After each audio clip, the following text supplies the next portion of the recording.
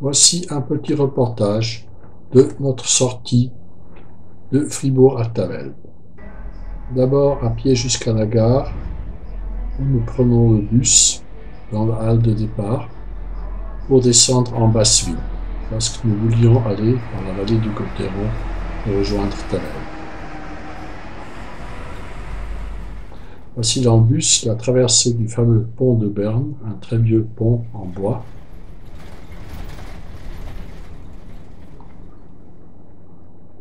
Et nous voilà arrivés au départ de la vallée du Gotteron, un très beau coin avec une superbe fontaine. Mais nous nous sommes rendus compte que la vallée était fermée à cause des nébuleux. Et nous voici de nouveau dans le bus pour monter au Schönberg, le deuxième point de départ que j'avais planifié. D'abord une grande montée avec le sourire, même si c'est dur, et voici le chemin vers Tavel, 1 heure qui est annoncée. De belles fermes le long des vieux manoirs avec de superbes jardins.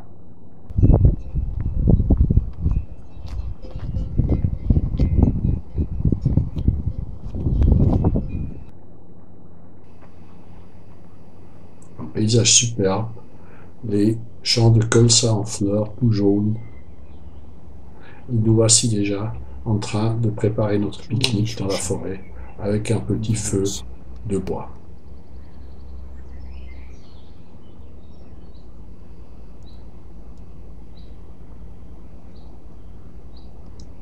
Pendant que nous rangeons, notre fille s'amuse à se balancer sur quelques branches et les paysans avec le tracteur au fond qui travaillent même le dimanche car enfin il fait beau.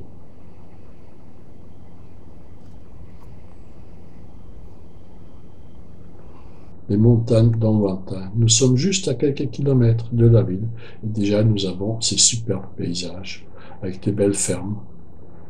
Un paysan qui a suspendu ses cloches.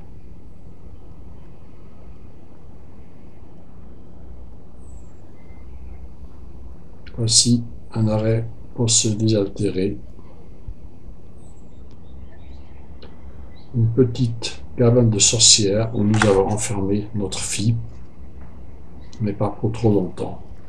Nous l'avons autorisée à sortir. Et elle s'en va en courant.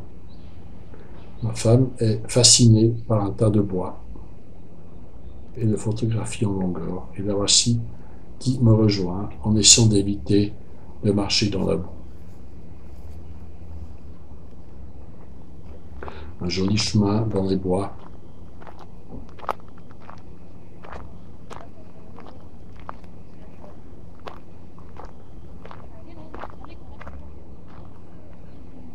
Moi, toujours en avance, et les 2 femmes qui me suivent. Je n'arrive pas à ne pas me presser durant le week-end. Quelques moutons avec une brebis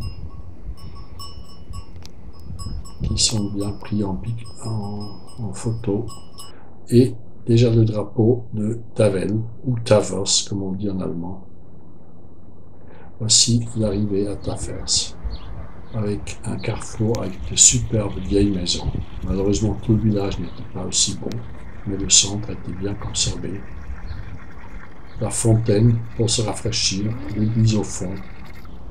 Et à droite de cette position se trouve le musée de la Saint-Gine que nous voulions visiter. Un vieux four pour faire la cuisson, des fers à gaufres, des outils, une vieille armoire peinte, un four en pierre, Abada faisant de la recherche et des vitraux avec le chemin de Saint-Jacques. Nous finissons notre sortie en visitant la belle église qui était rénovée récemment et en se désaltérant au café.